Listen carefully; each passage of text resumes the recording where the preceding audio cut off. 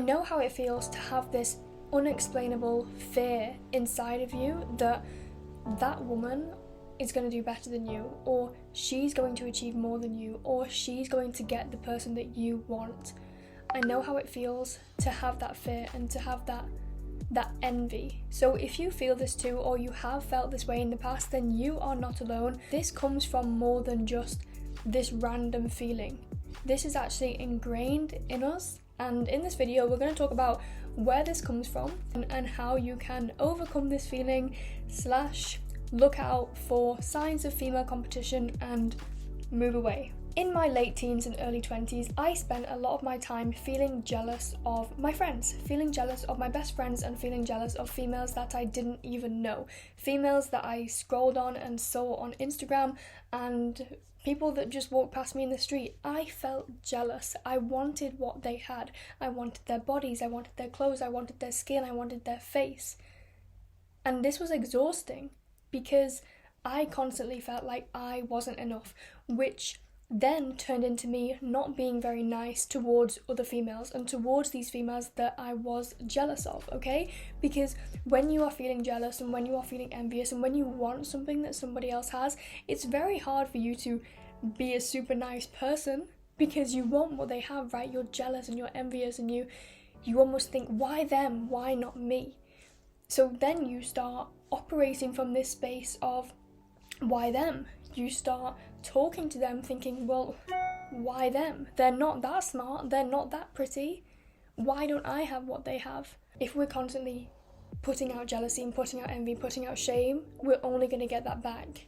So that's a little bit of my backstory. I was literally jealous of my friends, my boyfriends, my ex-boyfriend's sister. It was this weird thing that I couldn't quite navigate, and I didn't quite understand it at the time until I actually moved away, and I moved away from those situations, and then I could gain a bit more perspective on it, okay? So if you are finding that you are feeling a bit jealous, then it's really good to take a step back. Whether it's on social media or whether it's someone in your life, take a step back and look at it objectively and have a think, okay, but why do I feel these feelings towards this person? And what is it I feel these feelings around? Is it around their body? Is it around their skin? Is it around their external? Or is it the fact that they're smart, or the fact that they're intelligent? Are they smarter than me? Am I thinking that they're smarter than me and they're gonna do better than me, whether it's in school, whether it's in job, whether it's in a career, you know? So taking a step back and looking objectively at the situation is a really great way to find out whether you are feeling these feelings of jealousy and these feelings of shame. Because you might not know what these are, you might not know what to label them as, and that can also be really, really confusing because I went through that, and I went through that for years, right? Let's get into why we feel this way. Where does this female competition and female jealousy actually come from? Now, I'm here to say that it's actually conditioned and ingrained in us from our tribal times and our ancestors, okay? So it's not all you and it's not just your crazy brain, but our ancestors were actually competing against one another, right? Women had to compete against each other to get their mate, to get the man that they wanted, to have that safety and security. It wasn't just to get this good looking man, right? It was literally fight or flight. They had to get this man so that they could get the home, get their children, get the life, right? Get the food, get the shelter. So they were competing for literally fight or flight, and they had to, look their best, be their best, whatever the standards were in those days. And we all know that we are just like our ancestors. There are articles that I have linked in the caption below if you want to read about this and you want to read studies about how we are still the same and how we are linked and how much of our brain is actually developed and how things like that, because there is some science backing it, don't worry. So there were very limited resources back in those times, which meant that women had to compete against one another for these resources. And even though now we don't have to compete for those resources, it's still a primal instinct which is ingrained in us, right? It's ingrained in our brain, so it's taking a lot of unlearning and awareness to kind of switch that around and not feeling in competition, but actually come together and work together because there's an abundance of everything for everyone. The second thing I want to talk about is the sister wound, which I find very, very fascinating, and this takes me back to the takes me back, not me personally, but this takes us back to the time when witches were a thing, where women were considered as witches.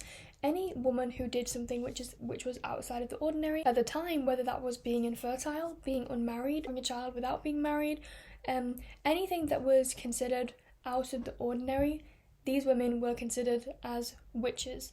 And they were killed. They were burned and killed in horrible, horrible ways because they were witches, which has kind of taught women not to be different, right? It's taught women to stay within this box and don't be too different because then you might be killed. There's again that fight or flight feeling. And it also causes women to, again, compete with one another and sabotage other women when they are doing something which seems out of the ordinary or seems opposite to what we're doing. So it's basically insecurity, right? Jealousy and envy. A lot of these feelings also come from feeling insecure and feeling like another woman is maybe doing something that we can't do, that we feel like we can't do, that we are restricting ourselves. So also, again, this sister wound. When you see a woman doing something that might be pretty cool, you know, they might start a YouTube channel or they might start this business or get this job, and you're thinking, oh my god, like, why is she doing that? That's so weird, like that's so uncool, or haha, that's so embarrassing. What do you actually think? Because it's likely that you actually think, damn, I wish I could do that. I wish I had the courage to do that. Because a form of self-sabotaging is degrading someone and disregarding their success. So if you find yourself doing it, it's probably because you're jealous and it's probably because you are envious. Like, I'm not saying that it is, but it probably is. And as soon as you can become aware of that and come to terms with that, I know it's a tough pill to swallow, but that's when you can overcome it, right? And that's when you can start to form these incredible, healthy, beautiful female relationships, which I honestly think that all females should strive towards, having these incredible, beautiful, like I said, female relationships where you lift each other up and empower each other. I can happily say now at the age of 23 that I have the best friendships I have ever had in my whole life. And yeah, I don't know, I'm very, very grateful, and I just want this to give you some hope that if you are a young woman, or if you are a woman in general, you can create and form new friendships. It's totally, totally possible. You just have to be intentional about it. Let's go into the third reason why women compete and are jealous and envious of one another, and this is due to men and career. So women tend to build their self-esteem based on how successful they are and what guys they are dating. This mindset makes us feel good when we're doing good, but every single small fail, when one thing doesn't go to plan, it allows us to break down. We feel a sense of worthlessness, like we're not good enough, rather than noticing that we are worthy of love just as we are, right? We start to desperately look for a new career opportunity or a new partner in order to have that external validation and have that sense of security, because rather than finding that within ourselves or finding that within our female partners, we're trying to find that within career and male counterparts. And it's interesting because I think a lot of women have gone through their career and their relationships thinking that other women are out there to steal their jobs and other women are out there to steal their men, you know, rather than thinking, no, we're focusing our energy, you know, on the wrong areas, basically. We're focusing our energy on women wanting to steal things from us, rather than saying, well, if this man valued me enough and loved me enough, then he would stay with me, right? He wouldn't want that other woman anyway. So it's a really interesting dynamic, and I think once we can change this, once we can change our mindset around it and understand that, yeah, we don't have to compete and we don't have to be against one another, and in fact, if we come together, we are so damn powerful, then you can actually start to see competition as a healthy thing and see it as something that is going to push you to do better, right? Push you to be better and inspire you into thinking that you can actually achieve so much, because look at all these other women doing it. You can choose to be jealous of others' achievements, or you can choose to learn from them and take yourself further. It's really hard to admit that you're jealous, because for the most part, when you admit that you're jealous of something, it's because you don't have that, right? It's because you have a lack of, and that can be really hard to admit to yourself. But once you do, then you can understand why, you can understand the triggers, and you can overcome this. and start to cultivate healthy relationships with the women around you. If you are going through this period of jealousy, then I want you to understand that you can get out of this, and this mindset is not your mindset for life. Our brain is always changing, and our brain actually can change, and it does change and it does evolve. So don't worry, you're not going to be jealous and envious and whatever these feelings are, you're not going to feel those things forever. Here are some practical things that you can do right now which will help you to stop feeling jealous of your female friends. The first step is to become aware, right? Once you become aware of these feelings, then you can start to ask yourself why. Why are you feeling jealous, and what exactly are you jealous of? When you can really pinpoint the thing that you're jealous of, that's when you can start to overcome it. I definitely recommend writing these down, doing it as like a journal practice. I am feeling this way. I am feeling jealous of this person or something. Why? Then start to think. Maybe write a list. Is it multiple things? Is it one thing? Write a list and start to understand why. Okay, so they have perfect skin. Why am I jealous of their perfect skin? Because it's perfect, it's so nicely, but why are you jealous of it? Because I don't have perfect skin, or because other people look at this skin and they really, really like it, or when people say nice things about this person, I get jealous. Why? Is it because people aren't saying nice things about you? Yeah, but why do you crave that external validation? Are you not validating yourself enough? Are you not believing in yourself enough? So then you can kind of go around and really understand, really go deep, keep asking yourself why, and you'll understand why you are feeling this way, which will then allow you to get to almost the root cause of it so that you can overcome it. So understanding your triggers is the next one, which is kind of what we just went into, because when you can understand the why, then you kind of get to the root cause, and then you can understand when that feeling comes up again, you're like, oh yeah, it's because they mentioned their skin and I really want their skin, but I'm trying to work on myself, I'm trying to internally validate myself, so I'm okay, I'm not going to say anything. Social media. Now, you might be jealous of someone on social media, someone that you don't even know, and I just want to say this is completely normal and it's completely okay. But if you are feeling this way, then please curate your social media, unfollow this specific person, unfollow the people around them, and create a safe space for yourself, okay? Don't worry about offending other people if this person does know you. Create a safe space for yourself. Social media should be something that makes you happy. Social media should be a platform that you can go on and you can feel uplifted and you can feel good about yourself and you can be entertained and you can, be filled with joy. It shouldn't be this platform that drains you and makes you feel jealous and makes you feel less than. So take a social media detox or curate your feed.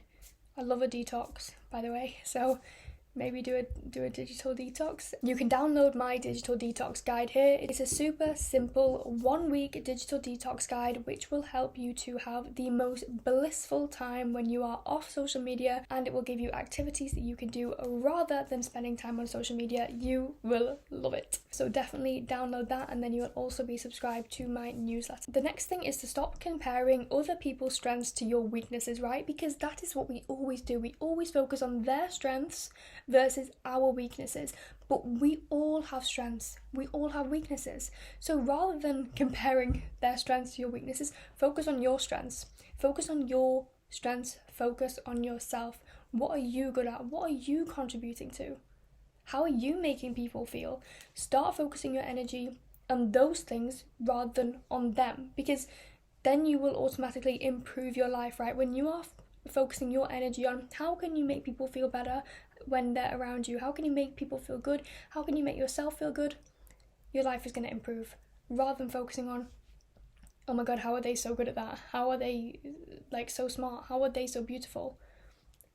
Energy is in the wrong place, okay? And then focusing on the happiness of others. When you want other people to be happy, you will bring happiness into your life. That is just how the universe works. That's what I think anyway. You only get what you think you deserve. So please wish happiness upon other females, wish happiness upon other women. Becoming self-aware and not judging yourself or others around you is a great starting point to your self-improvement journey.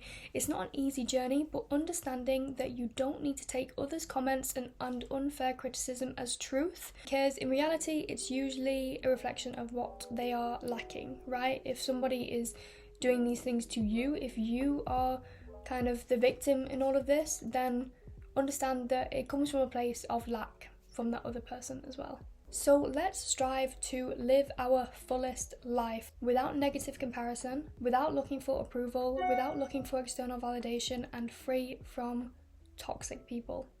That is the goal. Thank you so much for watching this video. Make sure you download my 7-day digital detox guide and stick with your besties, gals. As I mentioned so many times, we are so powerful when we come together. Thank you for watching. Make sure you like and subscribe. I hope to see you in the next video. Have a beautiful day, week, month, life. Bye.